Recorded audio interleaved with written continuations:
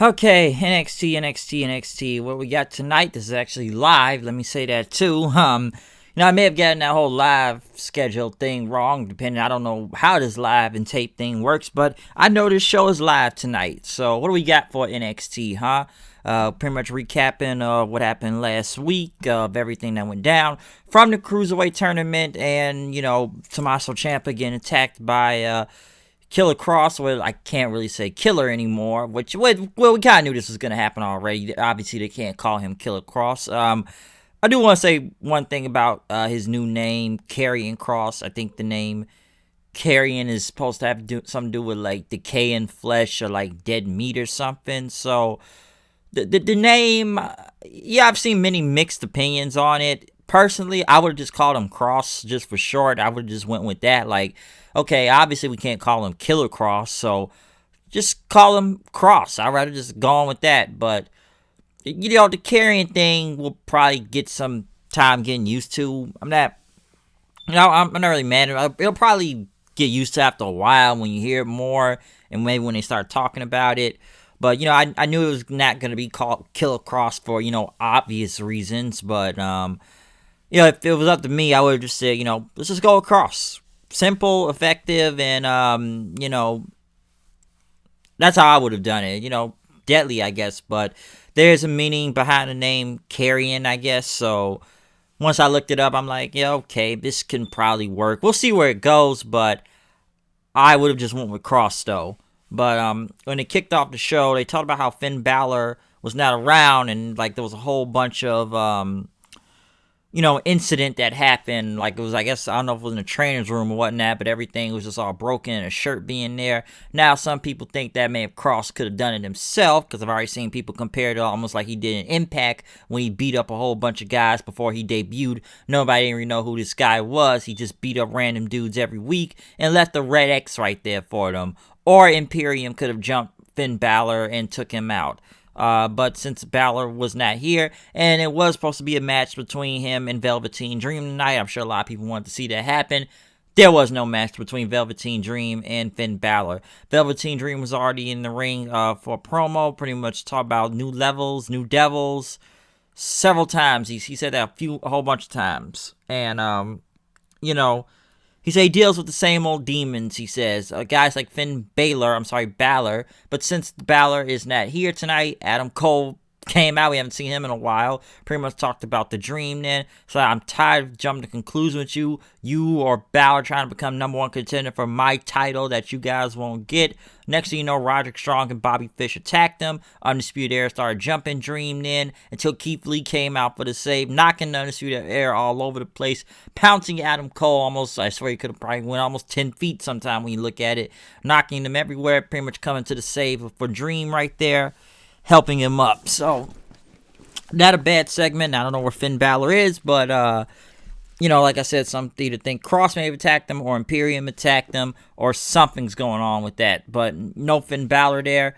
But we then went next to Tegan Nox and Shotzi Blackheart versus Dakota Kai and Raquel Gonzalez. I am sick of seeing this Tegan Nox and Dakota Kai feud and wish it would end. I feel like it's gone on for way too long now. The match itself wasn't that bad. It was pretty quick, honestly. Gonzalez, they got to make her into, like, the big monster heel or whatnot, so they trying to do that. Gonzalez ended up pretty much taking out Shotzi Blackheart with a big Uranagi for the win after, what was it?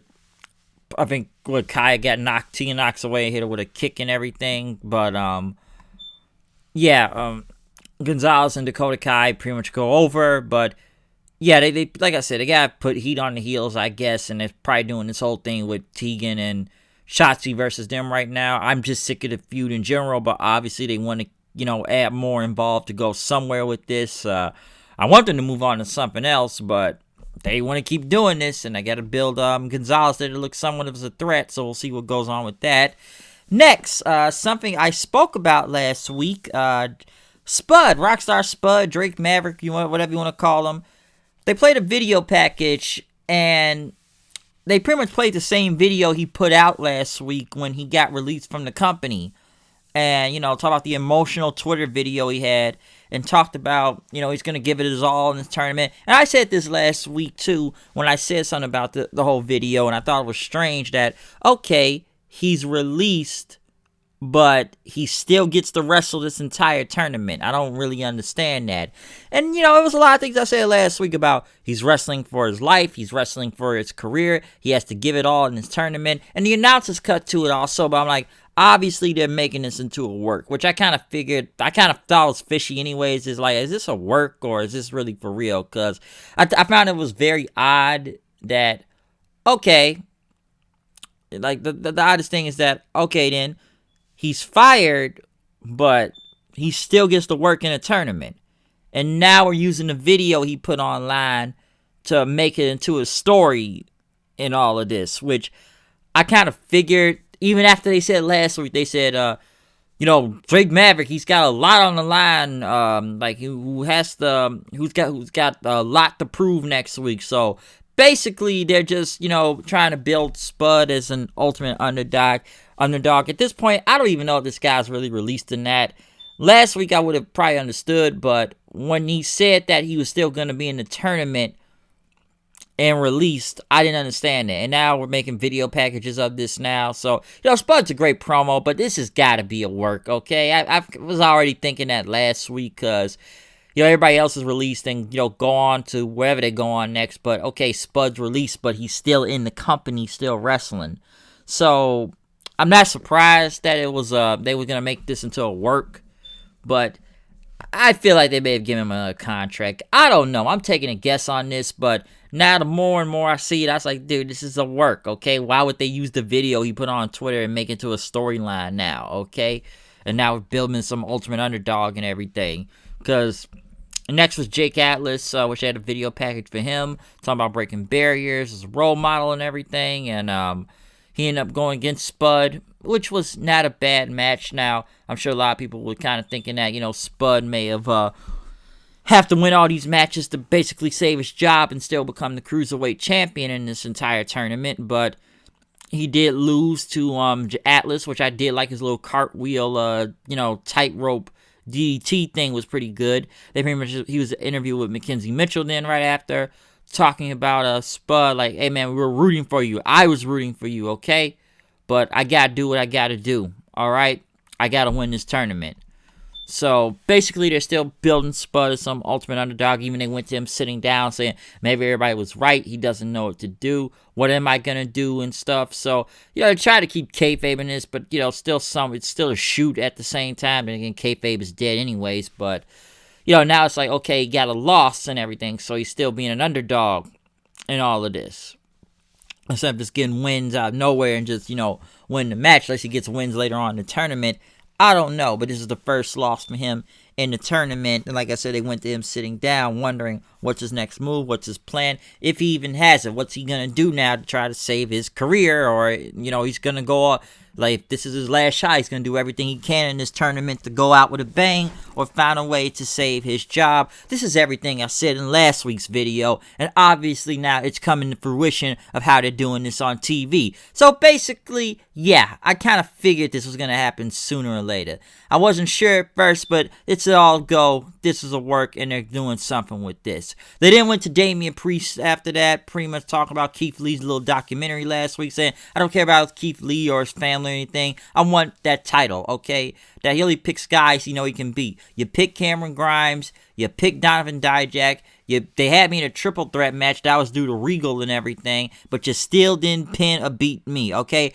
He said I beat you in my first main event of NXT, and now I want that North American Championship so he can live forever. So a little good promo from Damian Priest there. But next, Kushida, who was already in the ring, was about to go against Tony Nese. They had video packages for both of them. Tony Nese said he never lost the Cruiserweight title, which they say he lost at Stomping Grounds, but he was never pinned because it was a triple threat match. I don't even remember the match. I'm like, when did he lose the title again? Or so he wasn't pinned? Was this some match I missed? And I remember it was like Stomping Grounds. So I just didn't remember the match what happened. But Kushida and Tony Nese was pretty good, though. I did like this match. I don't... what was it? Kushida pretty much started hitting with shotes after Nese hit him with the 450 splash, but after several palm strikes, Kushida was trying to go for the top rope, but Nese stopped him. He was going to go for the Spanish fly, but Kushida ended up hitting the hoverboard Spanish fly or whatnot. Hoverboard flip off the top rope, pretty much locking it in for the submission. Figured Kushida was going to win right there. I'm surprised they didn't give him a post-interview. But yes, Kushida, of course, winning this match, I'm not surprised by. I kind of figured he was going to go over in general over Tony Nese. So, not a bad match or anything, but you knew who Kushida was going to win this, okay? They then went to Matt Riddle and Timothy Thatcher being interviewed in the back, as Riddle pretty much says he likes the T-Man here. Reminds him of Stallion Pete and everything. But, Thatcher says Riddle prefers to knock people out, while Thatcher, prefers to bend people. Riddle pretty much, talked about Thatcher said, like, I love you, man. You're a beautiful man with those blue eyes, which, reminds me of Stallion Dunn. And Thatcher says, I got brown eyes. Sure, whatever you say, bro. Whatever you say. I'm going to prove how beautiful you are next week, okay? So, obviously, I'm sure Matt Riddle had a very great day on Monday on the 420 day. I'm sure there was a lot of weed involved. Maybe with RVD also he probably was sitting with. Or maybe with the Rascals too. Probably all sitting in the smoke circle on Monday. So, obviously, Riddle stoned as usual. And Timothy Thatcher does not really know what to do in this entire situation right now. Okay? After that, they played another cross video package. Obviously, that's got to be Scarlett Bordeaux there. But then we went to Johnny Gargano then. Who was having dinner, I guess, in his house, which they showed a picture of him and his wife on his wedding day, I guess, Candice LeRae. And they had music in the background as Gargano was talking about everything he's done in NXT as he was about to have dinner with, his wife Candice. And talked about, the only person that believed in him was her. And that NXT's become a toxic wasteland. Because he's talking, but then the camera goes to black and white then. And then it's got like this background music. And the camera's all distorted and blurring all over the place. Talking about the fans and everything and what they done to him. That I've had to be the cookie cutter guy too long. I've had to sign autographs, go to events, send birthday messages, do everything, and now I've been unappreciative for way too long carrying this NXT flag at this point, and I'm tired of this saying yes to everything, and he deserves everything, not Ciampa. Ciampa deserves nothing. By the way, the cup that he was wearing in that final fight or whatever with Ciampa was sitting in the middle of the table in a glass case, so he had that there. To sit. But then next thing you know, as Candice brought in the dinner and everything, next thing you know, she's talking, and then next thing you know, same with Gargano, the screen goes black and white and everything. Like I said, a lot of screen filters and whatnot, what's going on with this, and the black and white and the music and the blurs and stuff. As she talked about, she was a big sister to everybody in the locker room and stuff, and where was my spot? I ate second while everybody else went first in front of me, and just she was just tired of everybody in the women's locker room. I gotta look out for me now. I'm tired of looking out for everybody else, and it's time for me to get a spot at the dinner table now, okay? So, which Candice LeRae does have a point, which obviously Candice LeRae need to turn heel anyways, because they've done nothing with this woman for God knows how long, so I guess they did have to turn her heel, because most everything she said was true, basically just being involved, helping everybody, but I gotta look out for me now. So yeah, Candice LeRae needs to be a heel, because the face thing just wasn't working, or they just didn't know how to book it, I guess. But, Gargano said, LeRae, we can now eat the table as a symbol that, everybody's just bad. We're the greatest around and everything. And we're tired of always going in ambulances. We're always in ambulances and stuff. We always got to go or get beat up all the time. And like I said, the screen keeps going black and white. And Gargano pretty much talk about we're remaking NXT in our image now. This is our year, okay? We will be the NXT Women's Champion. So we're the good guys, okay? Everybody else is bad. We're the good guys, and we get everything we deserve because we're good. So yes, Gargano and Candice being arrogant prick assholes couple, I guess, right here. The whole screen thing was a little bit odd a couple times. I get where they're going. It's like, okay, I'm going to talk normal. Got this swanky music in the background. But then next thing you know, we got to go to this very dark, scary, and rant how everybody sucks and wear the shit in everybody's ass, basically. Where have I seen promos like this before when, the screen goes like that, black and white, or some type of after effects that are going on, probably using Adobe or whatnot. I've either seen it in Ring of Honor or I've seen it in Impact with several wrestlers in the past. Because I've seen a lot of it on Impact too, with people from Pentagon, if you've seen his promos on there, or there's a lot of people's promos on that show have done it, I think in Ring of Honor also, but, or the Undead Nightmare Realm, or whatever it was over there in Impact, or Undead Realm, I think it is, a lot of that too, so I kind of see similarities with the screens, because even before, they went to their wedding picture, they kind of went to the same, like a different picture of them when they beat up Ciampa and everything, so yes, Gargano and Candice LeRae pretty much being the prick asshole couple that we deserve everything, that basically arrogance and stuff, that now the goal is we've taken over, this is our time, we're taking the NXT title and the NXT women's title. So good promo from them, I will say, but like I said, the whole black and white screen and the music and the screens going black and white, like I said, for screens going black and white, did it need to be played that many times? Nah, but it was okay, but I think they somewhat did a lot too much over it at the same time. So, promo was okay. It was pretty good, though. They went to Io Shirai, who was talking about Charlotte. Of course, they did have subtitles. Pretty much talk about she's going to destroy the Queen's Castle, and that Io Shirai bows down to nobody. I don't know when this match is happening. I'm looking forward to seeing it, but, obviously, Io Shirai is most likely going to lose to Charlotte. But next, we have Mia Yim versus Jessie Kamehameha Wave. I'm sorry, wrong show. Not Kamehameha Wave, but Jessie Kamea. Not bad match or anything. Mia Yim ended up picking up the win with the protect your neck. But as she was leaving, Charlotte came into the picture talking to Mia Yim. Listen, there's a reason why I picked you for this match. And I hope you want that match too. So she wanted to answer. Yim says, I've watched you over the past 5 years now, okay? I've seen you become the queen you are right now. And now I'm the HBIC around here now. So it'd be an honor to wrestle you, okay? But Charlotte says, listen, you've always been a good hand. And I'm going to make you another good hand next week. So, yeah, Charlotte's still showing some arrogance, of course, even though she did pick Mia Yim, which makes sense since she was her first match at NXT. But now the match is going to happen next week, so we'll see what happens there. But not bad promo from Charlotte, still being a little bit of an asshole at the end, talking to Mia Yim, where she looked confused by what's going on. So we'll see what goes from that. They played a Jack Gallagher video package, which honestly I don't watch 205, so I did not know he looked that different, especially with whatever's going on with this tattoo thing he's got on, or with the boat, and I don't know, but he's talked about, I'm tired of being the same gentleman Jack joke in the past. I need to be a champion. I've been a champion for a long time, and I'm tired of playing games, and these new tattoos are war paint, so Jack Gallagher, I don't know what he's going on in NXT UK or 205, but obviously this guy's tatted up now and it's got a new look nowadays. But next, though, he was about to go against El Hijo de Fantasma, a.k.a. if you've seen Lucha Underground, you know him as King Cuerno. He's got the mask back about the way. A lot of people said he took off the mask due to it was like the Triple Mania show was a mask versus mask match, but some say they got to get the mask back on because they had to do it with Rey Mysterio back then when he didn't have a mask after the WCW. They got to put the mask back on. Of course, it's more marketable.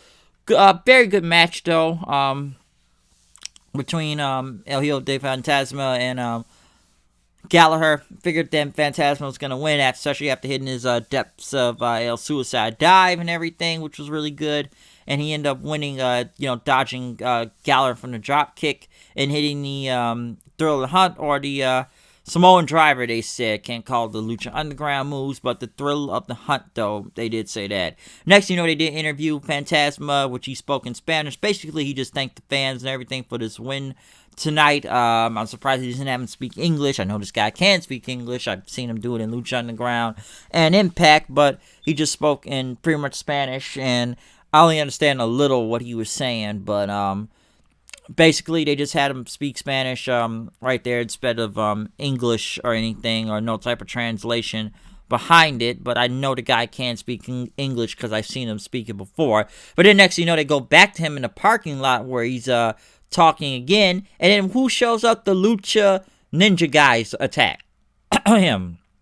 But he was able to fight them off, throw him back on the car, and send them off packing. So could he be the leader? I don't know. I'm sure people are already thinking that already, since how come they're going to have to kidnap him? Because they've already kidnapped 2 people in the parking lot already. Obviously, Full Sail and NXT have the worst security in the parking lot, which I agree with Saxon Phillips. What is going on in that parking lot, okay? So we got a lot of kidnapping still going on in NXT. Lots and lots of kidnapping, but they cannot get away with Phantasma. Could he be the leader of this whole thing? I have no idea what's going on with this, but he escaped from being kidnapped by Luchador Ninja guys now, okay? The Lucha Ninja guys could not get away. They already took away DJZ and Mendoza there, but Phantasma, they were not able to take him alive. In the main event, though, we got Velveteen Dream and Keith Lee versus Undisputed Era, Adam Cole and Roderick Strong.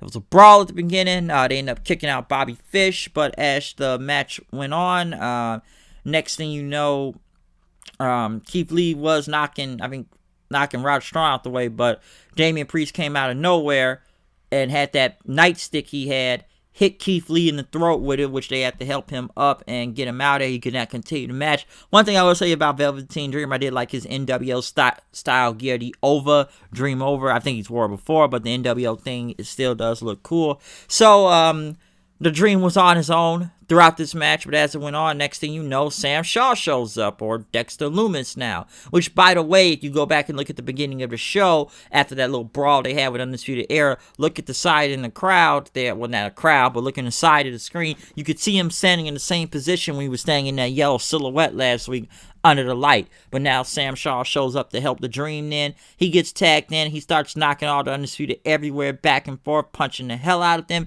Even I have to agree with either Phillips or Saxon. Like, so why is Fish back out here? Why is Dexter Lumis even allowed to be his partner? There's no even reason why. They just, hey, referee's like, hey, we'll let it happen. Okay, the other partner got beat up, so hey, let's let this other guy I don't even know just come in this match just because, okay? He ended up taking out in the Undisputed Era and even doing a dive onto both Fish and Roderick Strong outside. Dream ended up hitting the Purple Rainmaker on Adam Cole, so he pinned the champion. I'm sure he's supposed to be #1 contender soon enough. Next, you know, Lumis was still looking at the Dream, though. His Dream looked on also, as the Undisputed Era pretty much headed up the ramp after that. So yeah, I didn't expect to see Sam Shaw or Dexter Lumis or anything. Could he turn on the Dream? I have no idea, okay? But possibly. But somehow, some way, he's now involved in all this whole thing going on. Maybe he's going for the NXT title. I don't know what Lumis is going for right now. But, interesting, he is involved in this against Undisputed Era, especially taking Keith Lee's spot. But he's still, you know, Keith Lee's got to defend the title next week. But, very interesting that they had him do that. But Dream's still going after the belt and everything, so we'll see where that goes. NXT, though, was pretty good tonight, though. I will say that. It's a lot of stuff going on and wondering what's happening. Who took out Finn Balor? Who's still trying to who's still trying to kidnap motherfuckers in the parking lot right now, okay? Why is, you know, Sam Shaw, Dexter Lumis helping people?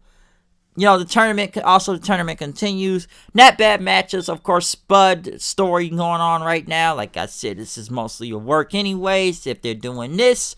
Because like I said before, if he's released, why does he still get to wrestle for the company? I have no idea where they're going with this, but I know it's a working behind all this. Okay? So, there you go. But a lot of things you could say from NXT. You know, Charge showing up, the tournament, the beginning, where's Balor? Why Sam Shaw here? Why Lucha Ninja kidnappers and everything? I don't know, okay? Why Gallagher's chest tattoo? I'm sure people are thinking out right now also. Does it make him look like a badass in some sort of way? Yes. So there's a lot you can really say from tonight's NXT and what went down here tonight, okay? But other than that, though, that's what I got to say about NXT. At least I can say Cole's actually back on the show for once in a while. But yeah, Dream still continues to go for the title. Shaw or Lumis is involved for some reason. I don't know. But NXT, not bad tonight. Not bad at all, okay?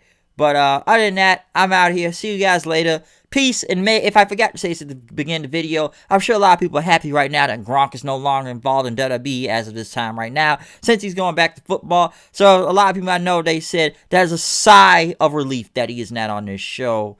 Too much dancing, I guess, but I want to say that at the end. But yes, follow me on Twitter at HoodedKnight890. Comment, subscribe. I'm out of here. I'll see you guys later. Peace out. Check out any other review that is uploaded online right now. And check it out, 420 edition of the show also. So yeah, so I'm out of here. I'm done. I'm starting to ramble at the end. So peace out. Out of here.